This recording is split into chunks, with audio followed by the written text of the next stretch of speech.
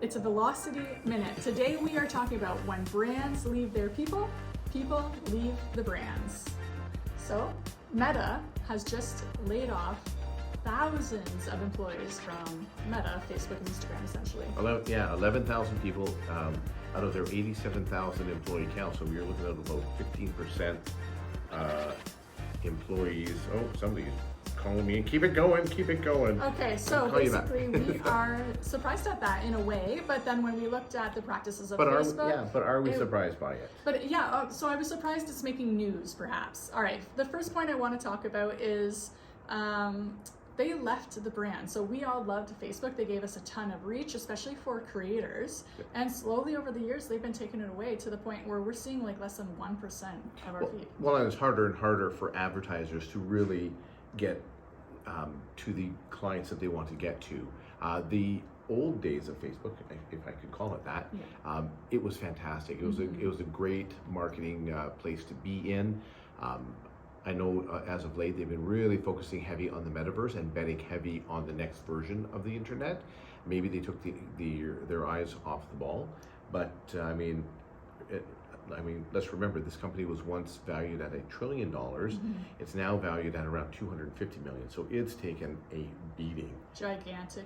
So, beating. But again, the brand is leaving the people. It's the core people that built the brand up and supported it.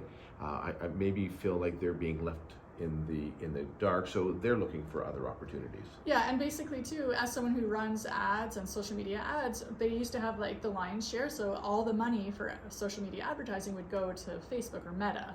Well, now TikTok's around, YouTube's around, and because the reach is so poor, people are willing to take the risk with their advertising dollars and try these new things like LinkedIn. Yeah, absolutely. Absolutely. So when you pivot and you change so much, realize that you might not have your customers following you at every interval. And I get it. Facebook is huge and they're massive. And when they make a change, there was some forgiveness in the early days of, oh, they've changed again, but it's to make it better for us. Yeah. They've changed, it's to make it better. And now I think people are saying, are they just changing to change? Because now they're changing and sometimes they're making it worse. Oh my goodness. And because it's so big, and we know this when you build websites, like sometimes you change something over here and then it kind of boggles something up over here. Well, it feels like every week there's another glitch. Yes. And that's just getting frustrating for people. So I think too, when you change, make sure you're changing for the good. Yes, they put out a press release to say there's going to be some hiccups and ripples along the way, but they've got to start saying that because they had forgiveness built in back in the day. Now they don't. So now they're changing, they're pivoting, and people are jumping ship and leaving. Lots of people went back to Twitter as of a few weeks back when Elon took it over.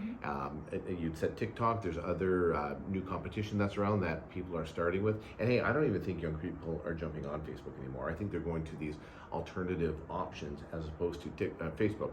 Facebook was social media first, so you would join Facebook first and then everything else after that. Well, the young people aren't coming to Facebook like they used to, so that's a massive dent in their business. So I think too, watch out for competition. The competition is, it snuck up behind Facebook. I think they thought they were so solid that they didn't have to worry too much about it. But TikTok, YouTube does this really well. They pay their creators. They give them incentive to stay on that platform. Spotify paid Joe Rogan $1 million. Why? Because they wanted his content exclusively.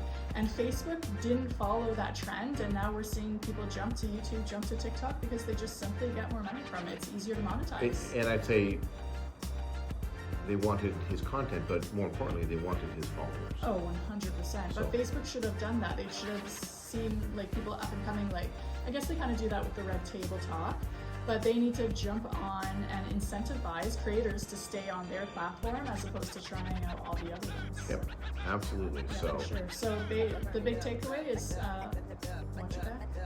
Yeah, if you're going to change, make sure it's for the benefit of your clients and your customers. Yeah, and realize that your brand is based on the people who support you. So when you turn your back on them, eventually they will turn their back on you. And this is a sad story of what's happening. And I just want to leave with this. I don't know if I went to a zoo the other day, but it only had no animals but one dog. Oh Oh my god. It was a Shih Tzu. Ba-doom, dad joke. All right, that was a great way to end. Thank you for being on this podcast, and we'll keep No, you up it was to a date. Velocity Minute. A Velocity Minute. There we'll we keep go. you up to date if we see anything else in the news, because we like to talk about things and judge big billionaire companies. Get it? Shih Tzu. Let's go. So,